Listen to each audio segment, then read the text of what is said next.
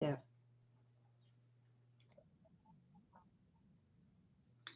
Good morning. I want to Good say something morning. new and fresh and different, but I don't know what to say except good morning. How about buenos dias? How's that? That's lovely. Isn't it? Pretty sure I just said have a good day. And what about in Japanese? Oh, yeah, no. Ohayou gozaimasu. Huh? Ohayou gozaimasu. Ohio gozaimasu. Yes. Go Ohio. Oh, no, I'm sorry. No, no, no. Okay. Here we Okay. go. Sorry, someone's groaning right now. Lesson 213. We're in reviews. The main idea. Sis, oh, am I reading this one? You are. Okay. Lesson 213, the main idea for the review is I am not a body. I am free, for I am still as God created me. And this is a review of previous lesson 193, entitled All Things Are Lessons God Would Have Me Learn. Okay. A lesson is a miracle which God offers to me in place of thoughts I made that hurt me. What I learn of him becomes the way I am set free. And so I choose to learn his lessons and forget my own. That's some good advice. I am not a body. I am free, for I am still as God created me. And turning back, yes, Sorry. Can I add something here? yeah.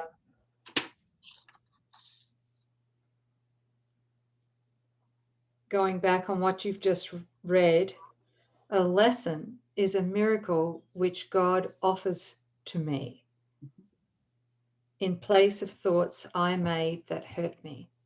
Yeah. That is huge. Okay. A lesson is a miracle which God offers to me in place of thoughts I made that hurt me. That's the opposite to the way that the ego sees lessons, because Right. it believes that lessons are painful, that God gives us painful lessons. And he says very clearly here that a lesson is a miracle which God offers me, offers to me, all right, in place of thoughts that I made that hurt me. I love that. Me too. So when something comes up that causes us to feel a trigger, a wobble, the thought that something is wrong, Mhm. this is actually inviting us to recognize that this is coming to us for our greatest good, and that if we're present enough and that we're willing to ask with Holy Spirit what the ego would use to harm and to separate, Holy Spirit is bringing to bless and unify. So it's our call on what we're using every experience for. And it can be completely happy. We actually come to love those that trigger us, because when we're willing to see it as an opportunity to receive a miracle, and then we do receive the miracle, which is like this healing of our mind into unified perception where fear is transmuted into love, then we're just nothing but grateful for the scenario or the circumstance or the brother that seemed to trigger us. Yeah, and then we reach a state of anticipation, Yeah, of the miracle behind the appearance, the ego appearance. So we know that if there's a trigger, there's got to be its opposite behind it, right? that's right. Yeah. And the ego will come in with this, and I know this firsthand, that if the miracle isn't experienced right away, then the ego will sit there and say, well, it doesn't always work that way. It's not always miraculous. A long time seems to have elapsed before there's been some sort of correction. What gives, right? God seems to be absent on this one. And I want to encourage you to recognize that when the healing and the correction isn't quick or even instantaneous, there is a beautiful purification process. There is something going on that's completely guided and directed by Holy Spirit. It has been received by Holy Spirit. And the one who knows the bigger picture, everything is being orchestrated under his perfect wisdom. So it's trusting and it's recognizing with gratitude, I am being made ready. And I don't have to understand how or what, but I'm grateful for each layer that's brought to my awareness that I'm letting go. I'm being changed because of my degree of willingness. So no self-judgment, no uncertainty, and let's not let the ego's favorite of doubt. Even 1% doubt is all doubt, and doubting God is not loving God supremely or at all. So yes, take heart. There's something in progress on your behalf, and it's better than what you could humanly outline. I promise. Thank you, sis. Yeah, he says here too, God sees no contradictions, and yet his son believes he sees them. Through the ego filter, we believe we see contradictions, right? Mm-hmm. And just a note here to remind us that the ego cannot forgive. All we can do is to abdicate the ego's wish to condemn, right? Mm-hmm. And we need to join wholeheartedly with Holy Spirit to abdicate our wish to judge, our wish to blame, our wish to condemn, whatever it might be.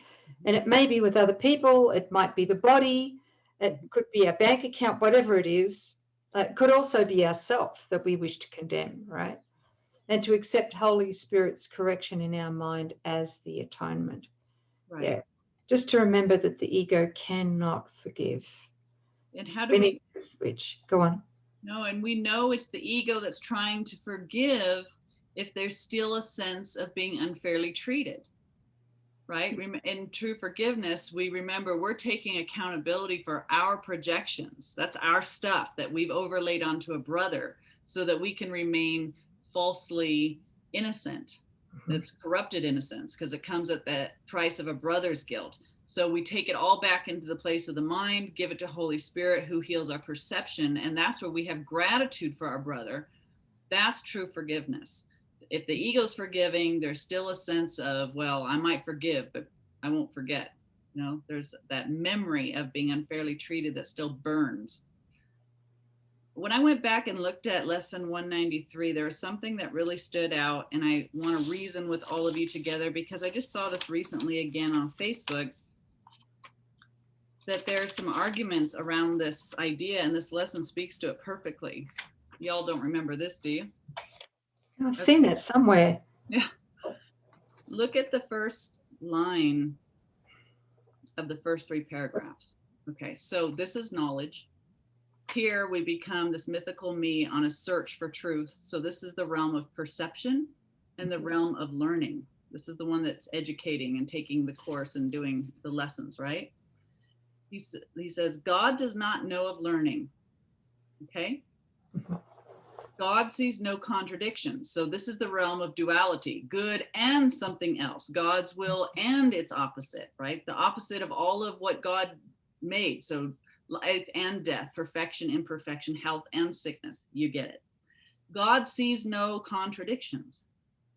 And God offers no forgiveness, for he knows that no sin is possible. And this whole gap diagram here in the center is the idea of sin, which is another way of saying it's the idea of separation. So God's not in here.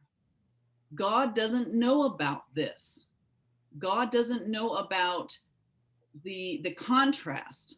God doesn't know about a sleeping son who thinks it's separate. Now, he does say in this first paragraph,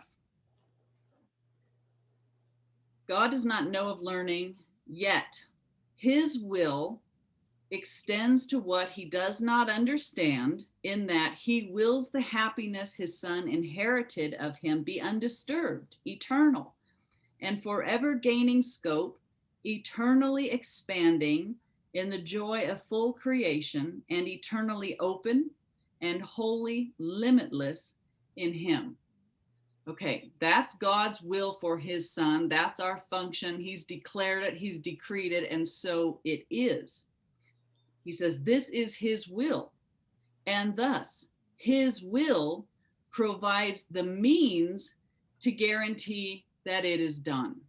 So while God is not here, wherever his son seems to find himself, the means for God's will to be done is always right with us. That was the creation of the one, the inner teacher, the one who knows, the voice for God that went with us, that's always in our mind, even here in the dream of separation. Okay. So this is the key. God's not in the gap, but the means go with us forever, eternally. Right. And that's the atonement right there. Yes, it is. That's right. And that's available. How often is that available? Eternally, consistently, forever, in all ways. Yes. Right. In this very moment, right? Exactly. In now. Yeah. So it's really big.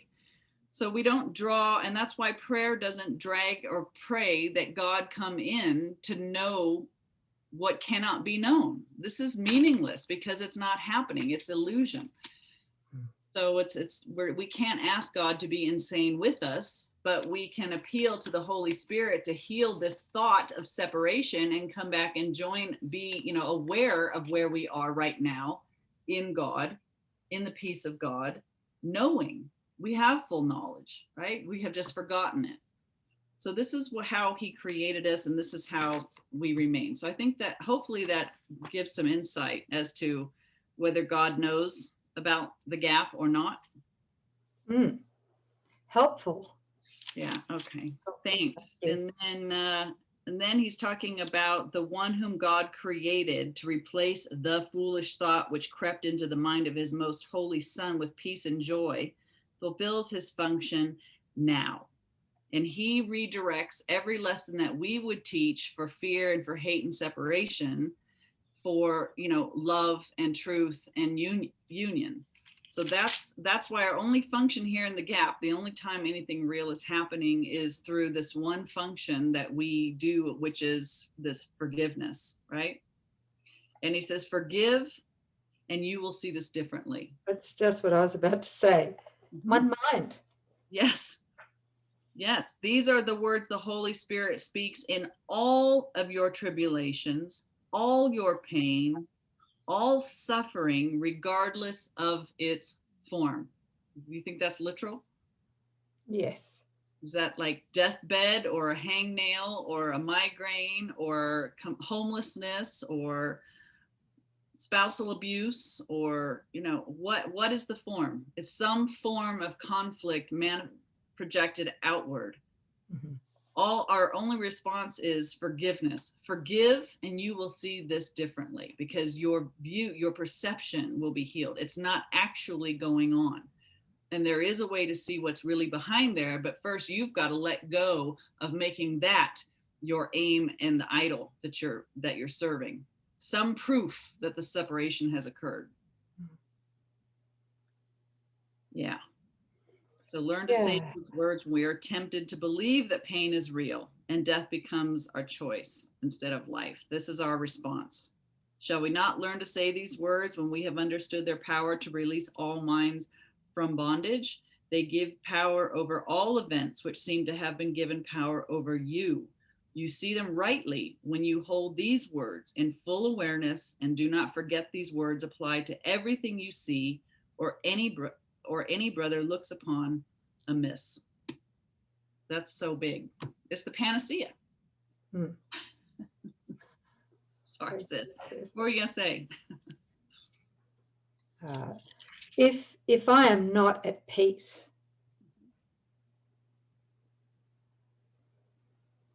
I'm obviously mistaken in believing that something in the gap has power greater than God and greater than his son. Yes, that's it. Yeah, my trigger is the proof that I actually believe what my senses are reporting. God but this is also true. Right. Okay, so there's quite a lot of forgiveness to do, isn't there? Yes.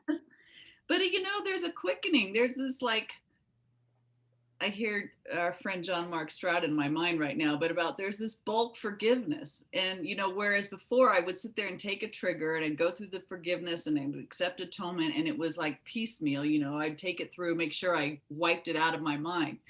And now doesn't it become almost automatic? You don't even have to remember the steps. You've done it so many times that it's instantaneous, that this need not be. This isn't, it need not be. I withdraw consent. I mean, that's almost how quickly it occurs, because once you've done forgiveness 100 times, you know, you can get there like that.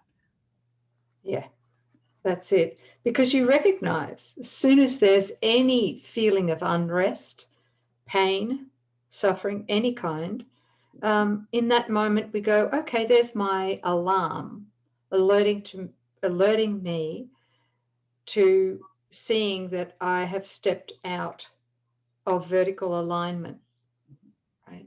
Yes, exactly. Yeah, just valuing, the mind is valuing something that isn't there. So do I want to stay in the illusion, or do I want reality? Just ask the one for help, the one who knows. Forgive. I will forgive and this will disappear. Do you think he means that literally? Yeah, I know he does. I've watched things disappear that I swore would never disappear. And I'm so grateful in those moments. It's like, wow, it really is. These really are illusions. They're not happening to me. And the power to make them disappear is always resides within us. Thank you. Empowering. Yeah. Thanks, sis. Thanks, sis. Yeah. Okay. That's all things. All things are lessons God would have me learn. We can lean in and be excited and see it as a positive thing, not this, why is this happening to me? Well, why did you ask it to happen to you? What's it serving? Okay. We love you and thank you. And we'll see you next time, family. Thanks, sis. Thank you. Thank you.